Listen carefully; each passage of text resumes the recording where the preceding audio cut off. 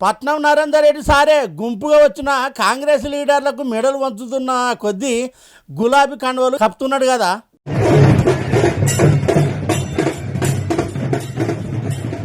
ఇంతమంది పబ్లిక్ను ఏడ జమ చేసిండ్రో. కొడంగల్ నియోజకవర్గం దౌలతాబాద్ మండలం నరేందర్ రెడ్డి సార్ అంట కాంగ్రెస్ కార్యకర్తలు కదిలినట్ట.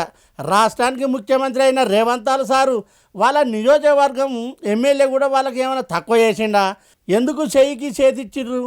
ప్రతిపక్షం పార్టీలకు పబ్లిక్ పోతుంటే కాంగ్రెస్ సర్కారు ఏలుబడిలకు రాగానే 100 రోజుల్లోనే 6 గ్యారంటీలు అమలు చేస్తామన్నారు.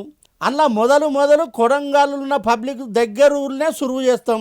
సొంత నియోజకవర్గం పబ్లిక్ ఓట్లేసి గెలిపించి ఆయన పాలిట దేవుళ్ళు అయ్యిండ్రన్నది మర్చిపోయి ఆ పాడుమల్లె సూదు మందుల ఫార్మా కంపెనీ పెట్టేందుకు అడ్డమైన ఆలోచన చేసి అన్నదాతలను ఆగం చేస్తుండు.